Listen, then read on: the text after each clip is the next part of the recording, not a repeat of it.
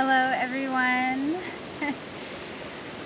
My name is Rayne and welcome to my podcast. If you're hearing this on my podcast, or welcome to my YouTube channel. So for those of you that are on my YouTube channel, know that I have a podcast where I share all the things I'm about to talk about and more, and guided meditations and sound baths and all of that stuff. It's under Rayne Healing Alternatives, where we talk about all the different avenues of healing and what that looks and feels like. And for those of you that are on my podcast that are listening in, please know I have a YouTube channel where I do yoga classes and also a lot of live sound baths and guided meditations and stuff like that as well.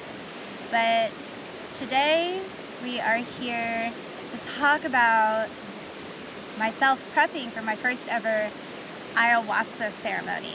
And I'm really excited, but also really nervous. But I almost feel like the nervousness has finally drifted away about a week ago. I would say 2 weeks before. So I'm almost 48 hours exactly away from when we begin ceremony right now in this moment. So I would say probably a week and a half ago, or at least 2 full weeks before this coming ceremony, I had a lot of fear, I had a lot of worries.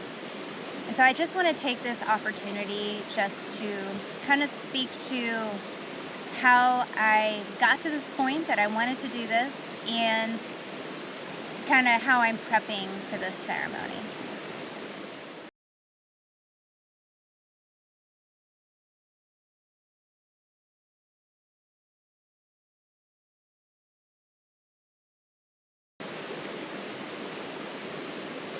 So, about 2 years ago, I would say, I heard about ayahuasca through a podcast I was listening to, and it really fascinated me. I had heard about plant medicine, didn't know much about plant medicine, and of course the first thing I hear about is ayahuasca. I didn't really hear much about microdosing. In fact, microdosing wasn't a real big thing 2 years ago like it is now. I didn't hear much about hape, had no clue what sananga was. And so in my healing journey, there's been opportunities and things as you grow and as you learn and as you listen to podcasts, to books you're reading, when you're open to discovering your purpose and why the hell you're even here, when you start making those deep questions within yourself, things start finding their way to you. And that's exactly what the grandmother did. She found her way to me. And it only started as a contemplation, a curiosity.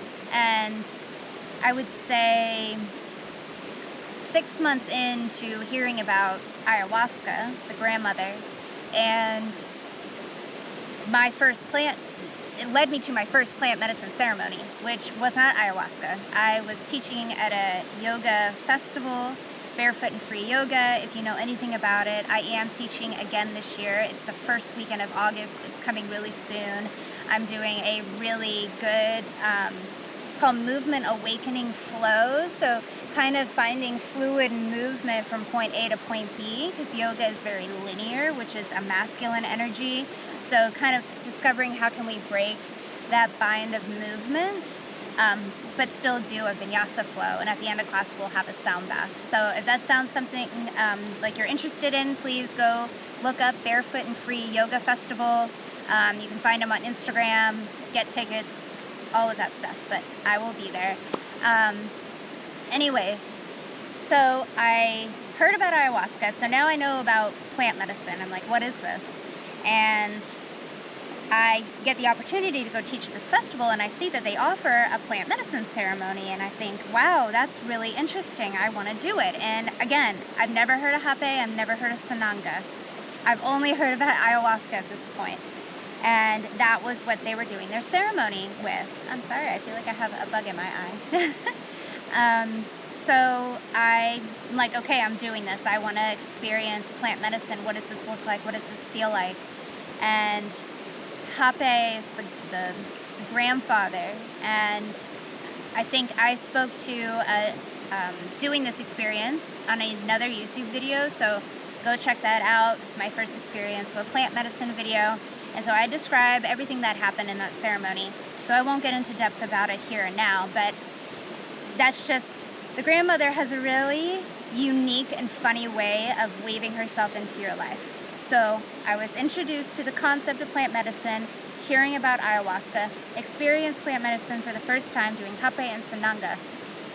A year and a half later, I go to Sweat Lodge. If you don't know what Sweat Lodge is, I will do a separate video about Sweat Lodge and the experience of Sweat Lodge.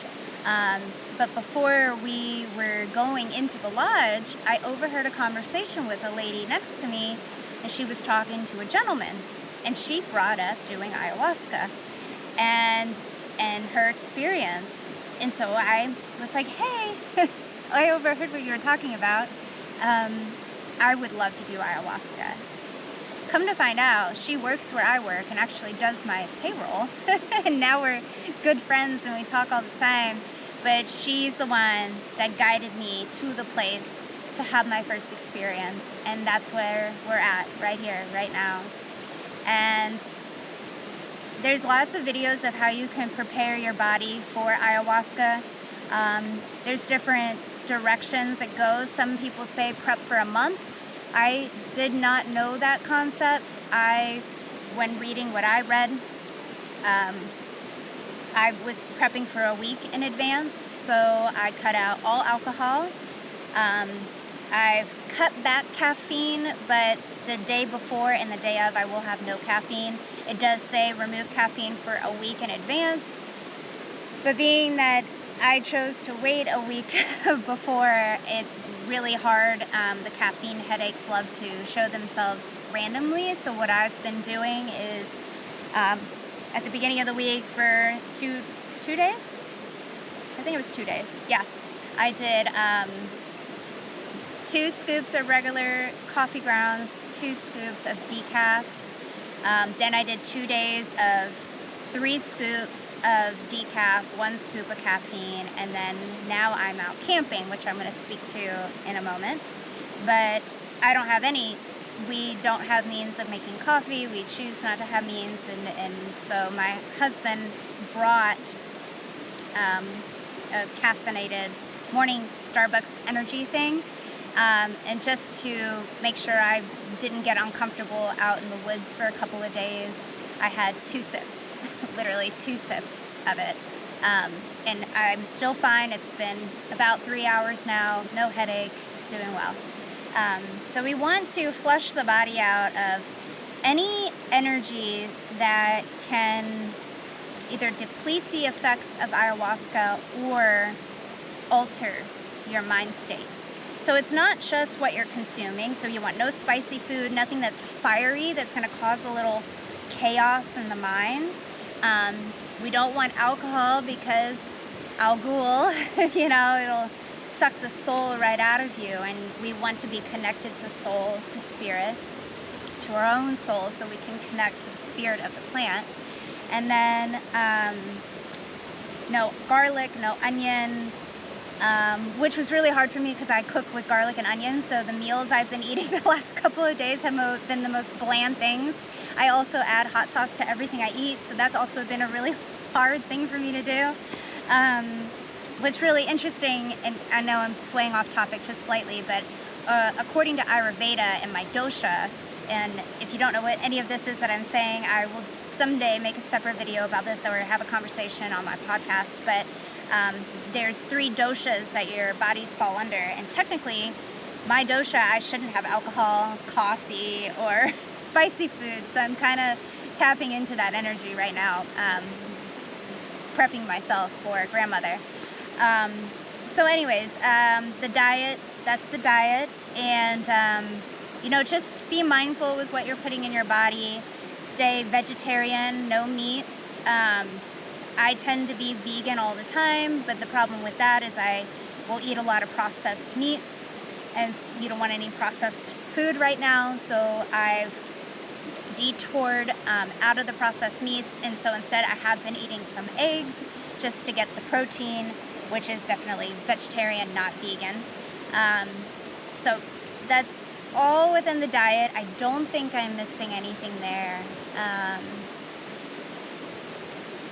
And then to speak to what I'm doing right now, you can do whatever you want to prep for the grandmother. You know, whatever feels right to you, but we want to not only monitor what's going in our bodies, but what we are consuming in our minds before.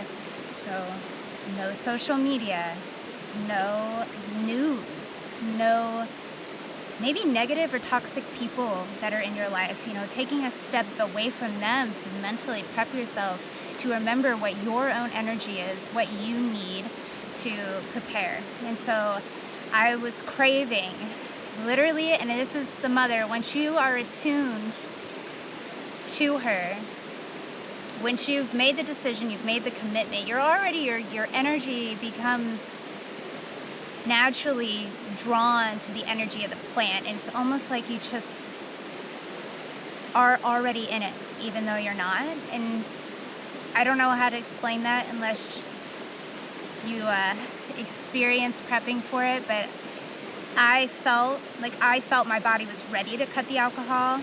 I couldn't, anything I ate in advance that was too high in salt, I tasted it. Too high in garlic, I tasted it. And when it comes to energy, the only thing my entire soul craved was being in nature and being in the woods. I have no idea why I'm getting emotional right now.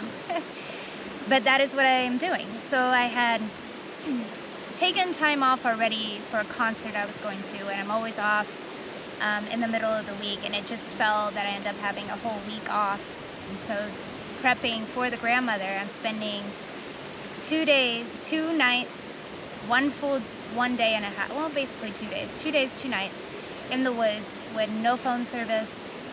You know, my only means of communication right now is on a little recorder on my phone and my GoPro right now to share all of this with you guys. But I just needed to be in earth. I needed to be away from everything and everyone, with the exception of my partner. He's here with me, and my puppy. But I just really needed to step back and be completely and utterly with nature, because ayahuasca is a vine and she grows in the most lush forest, the Amazon, Brazil, you know, Peru, and she is such a earthy holder, mother, and I needed this so badly. And I'm away, I'm out, and that's what I was called to do, and it naturally prevents you from being in the social media, from pulling out your phone when you're bored. You can't do any of that here. And so I'm immersed and I'm ready. So let's see if I'm missing anything. I spoke to how I got here. Now, she will find her way to you. So if this is the first time you're hearing about ayahuasca, know that she's a vine. It's a tea that's drank with a combination of the leaves and the roots. The experience is done in ceremony. For me, I'm doing it in a group of all women. And I would recommend for a man or for a woman to do it with all men and do it with all women. Or at least try to, just to kind of feel that sacred container of energy before you are interweaving the masculine and feminine energy. I could be wrong on that. That's just how I feel, and I feel very safe and called to the fact that it's just going to be women at this event. Yeah, so let's see if I forgot anything. I do feel a little out of it because, like I said, she's already doing her magic and she's already entering. Oh, I do want to bring this up, and it could be just me. So I spoke to diet. I spoke to, no social media, none of that stuff. What you're consuming, what the grandmother is like, how I found her in the years. Just know if you're just now hearing about this, that it might not be within this year. It might not even be within the next 2 years that you have your experience, but you will have your experience because she's calling you. And if you're watching this, she's calling you, and she wants to have you tune in and receive the message that she has to offer. She has a message for everyone at some point, if that's something you're called to. But the other thing, I would say for almost definitely two straight weeks, if not a little longer than that, I've been having, I almost want to call them nightmares, because in my mind they are nightmares, but I also don't consider any dream a nightmare, because I lucid dream, so I know that it's a dream. I know that it's not real, so I never get fully terrified. But my dreams have been showing me what I fear the most. Literally, the most awful things that I could possibly fear happening in my life, or close to it right now, have been shown to me. And I don't know, I feel like that's the plant doing its magic before we begin, for me to process and try to figure out why am I so afraid of these things, so that it doesn't show up in ceremony.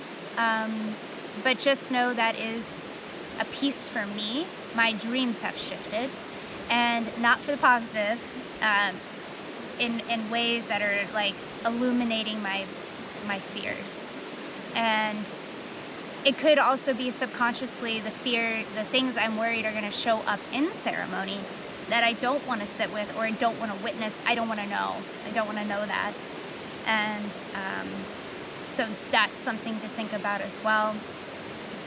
That if you are a very lucid dreamer, or you have very vivid dreams, once you attune yourself and prep yourself for ceremony, that could be something that comes up, and is something that came up for me. But yeah, I hope I mentioned everything I could think of. And this is me before. This is me before the grandmother. This is me prepping for the grandmother. I wanted it also, not only did I want to share just kind of what I'm feeling before and the sensations in my body, like when I go to sleep, especially last night, first night camping, it felt like I was sitting in my little cocoon, and I had taken the plant medicine, and I was waiting to be shown things. And like, I could feel my whole energy in my body was shifting. I could feel like visions wanting to come in, but I couldn't quite grasp them, because it's hard to fall asleep your first night camping. Just the sounds, the ground, and all of those things. So you're a little on edge, so you kind of come in and out of sleep. And for me, with dream state, I can come in and out where it's more like visions. And last night I couldn't grasp at any of them. They came and went so fast. And to me, it was almost like what I'm expecting in ceremony, of like, okay, I took the medicine, I'm laying down, my body's starting to feel a little different, and these things are coming, but I can't quite grasp them yet. And that's one thing, speaking of grasping, that I want to mention before I end this video, is go in with no expectations. No expectations. Because I know I've already put too much pressure on it. I can feel that I have. And it could be like last night, where I was trying to hold on to visions and I couldn't quite grasp them, and then you end up at the end of ceremony and it feels like you didn't get to hold on to anything and it was gone, and you got nothing. No message, no clarity, no nothing. And I think that happened to me last night to help remind me or humble me in the situation of it might not be what you're going in for it to be. And I have intention, I've set, but I've also have the choice. I can go in with that intention that I'm really kind of holding on to, or I can go in with, grandmother, show me what I need to know. Show me what I need right now. I trust you. And that's with no intention at all. And so go in with no expectations. If you go do your first ayahuasca ceremony and nothing happens, maybe all you do is throw up the whole time and there's no visions, there's no nothing, you just pass out. That doesn't mean she doesn't still have a message for you. If she keeps showing up in your life, then most likely she does. It's just try again, show up again. A lot of these ceremonies are 2 nights. I'm only doing 1 night because my second night I'm going to a concert, which is why I was off, like I said, to begin with. So I'm just trying to constantly mentally remind myself, Bailey, remember nothing might happen. And that's as terrifying as something happening. Yeah. I think that's it. I think that's everything I wanted to share here. If you're listening to this on my podcast, you can watch the video even for 2 seconds on my YouTube channel. I have a beautiful nature background behind me. Yeah. So this is also me coming back to YouTube. Hello all. And in this beautiful location, I will be filming a yoga video. So look for that soon. But thank you all so much for listening, for tuning in. And if you have any other questions, maybe something I didn't mention, because like I said, I feel like I'm here and not here right now, just put them in the comments below and I will try to answer them the best that I can. And I'll see you all on the other side.